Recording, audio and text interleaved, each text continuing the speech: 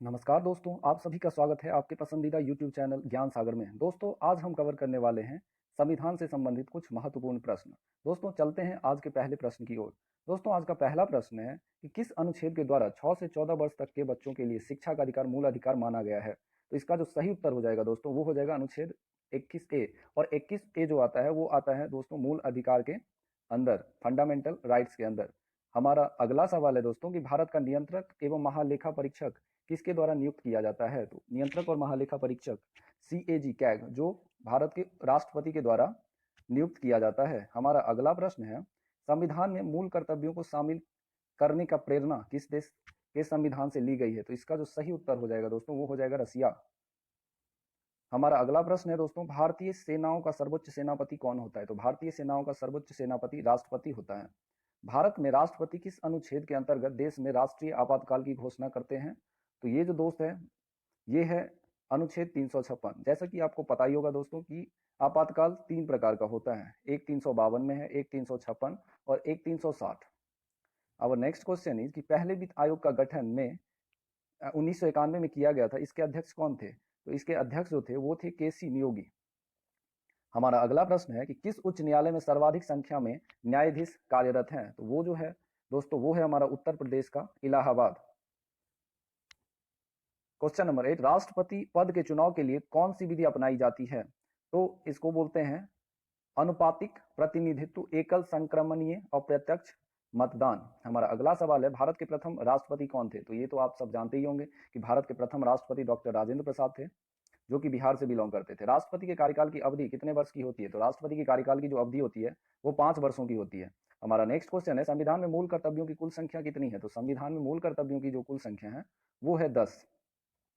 हमारा अगला प्रश्न है कि भारतीय संविधान किस दिन से लागू हुआ? तो भारतीय संविधान जो लागू हुआ दोस्तों, वो हुआ 26 जनवरी 1950 ईस्वी से। हमारा अगला सवाल है, जम्मू कश्मीर राज्य को किस अनुच्छेद के अंतर्गत विशेष राज्य का दर्जा प्राप्त था? तो इसका जो सही उत्तर हो जाएगा दोस्तों, वो हो जाएगा अनुच्छेद 370। ये गलत हो गया। हमारा नेक्स्ट क्वेश्चन है, लोक कल्याणकारी राज्य की अवधारणा किसमें निहित है? तो ये जो है राज्य की नीति निर्देशक तत्व में ये निहित है।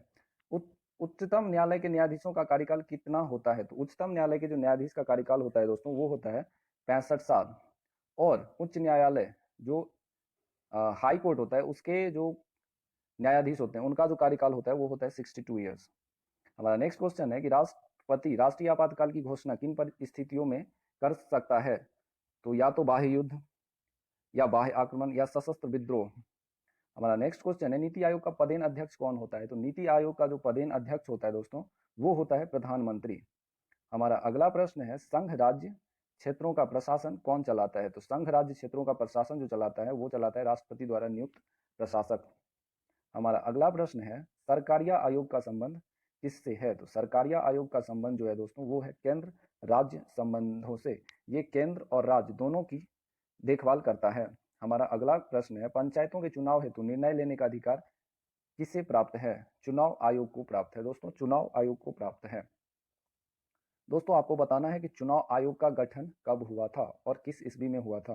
तो नेक्स्ट क्वेश्चन इज, किसी विधेयक को धन विधेयक के रूप में कौन प्रमाणित करता है? तो धन विधेयक के रूप में जो प्रमाणित करता है वो करता है लोकसभा अध्यक्ष। और अभी हमारे जो लोकसभा अध्यक्ष हैं वो कौन है? वो है ओम बिरला जी। इनका जो कंस्टिट्यूएंसी है वो है कोटा, राजस्थान। हमारा अगला प्रश्न है, संविधान का अनुच्छेद 40 राज्य को क्या निर्देश देता है? तो इसमें ग्राम पंचायतों का संगठन के बारे में बताया गया है। हमारा अगला प्रश्न है, सर्वोच्च न्यायालय के प्रमुख मुख्य न्यायाधीश कौन थे? सर्वोच्च न्यायालय के पहले पहले सॉरी गलत हो गया ये क्वेश्चन। सर्वोच्च न्यायालय के पहले मुख्य न्यायाधीश कौन थे? तो ये थे हीरालाल जे कानिया। हमारा नेक्स्ट क्वेश्चन है, राज्यसभा की अधिकतम सदस्य संख्या क्या है? तो राज्यसभा की अधिकतम सदस्य संख्या जो है दोस्तों, वो है 250। हमारा नेक्स्ट प्रश्न है कि संविधान के किस अनुच्छेद के आधार पर देश में वित्तीय आपात की घोषणा की जा सकती है? तो दोस्तों, संविधान के अनुच्छेद 360 के तहत देश में वित्तीय आपात की घोषणा की जा सकती है, लेकिन अभी तक देश में कोई भी वित्तीय आपात नहीं लगा हुआ है।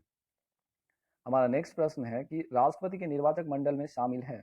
तो राष्ट्रपति के जो निर्वाचन में शामिल होते हैं वो होते हैं संसद के दोनों सदनों के सदस्य, निर्वाचित सदस्य, तथा राज्यों की विधानसभाओं के निर्वाचित सदस्य। भाषा के आधार पर गठित भारत का पहला राज्य कौन सा है? तो भारत भाषा के आधार पर गठित भारत का पहला राज्य जो है वो है आंध्र प्रदेश, जो कि 1956 में गठित किया गया था। हमारा नेक्स्ट क्वेश्चन है, विधानसभा के वर्ष में कम से कम कितने अधिवेशन होने अनिवार्य हैं? तो इसका जो सही उत्तर हो जाएगा दोस्तों वो है 2। हमारा नेक्स्ट क्वेश्चन है, 73वां संवैधानिक संशोधन किससे संबंधित है? तो इसका जो संबंध है दोस्तों वो है पंचायती राज से। हमारा नेक्स्ट क्वेश्चन है कि लोकसभा और राज्यसभा के 2 अधिवेशनों के बीच अधिकतम कितने समय का अंतर होना चाहिए? तो इसका जो सही उत्तर है दोस्तों वो है 6 माह। 6 माह से ज्यादा की अंतर नहीं हो सकती। हमारा नेक्स्ट क्वेश्चन है, संविधान में मूल कर्तव्यों को किस समिति के अनुशंसा के कारण के आधार पर शामिल किया गया? तो इसका जो सही उत्तर है दोस्तों वो है स्वर्ण सिंह समिति। हमारा नेक्स्ट क्वेश्चन है कि भारतीय संविधान के अनुसार संघ की कार्यपालिका की शक्ति किसमें निहित है? तो इसका जो सही उत्तर है वो है राष्ट्रपति। दोस्तों आपको जैसे पता ही होता है कि देश का जो पहला व्यक्ति है वो राष्ट्रपति होता है। First citizen of India is our president. और अभी जो हमारे प्रेसिडेंट हैं वो हैं रामनाथ कोविंद। हमारा नेक्स्ट क्वेश्चन है, राष्ट्रपति द्वारा लोकसभा तथा राज्यसभा में मनोनीत किए जाने वाले सदस्यों की संख्या क्रमशः है?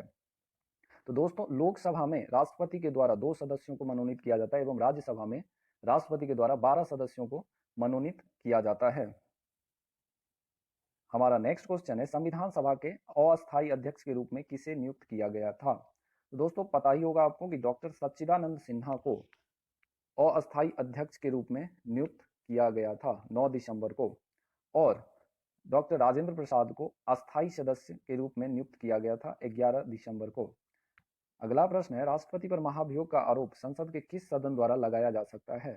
तो राष्ट्रपति पर महाभियोग का आरोप संसद के किसी भी सदन के द्वारा लगाया जा सकता है, चाहे वो लोकसभा हो या राज्यसभा हो।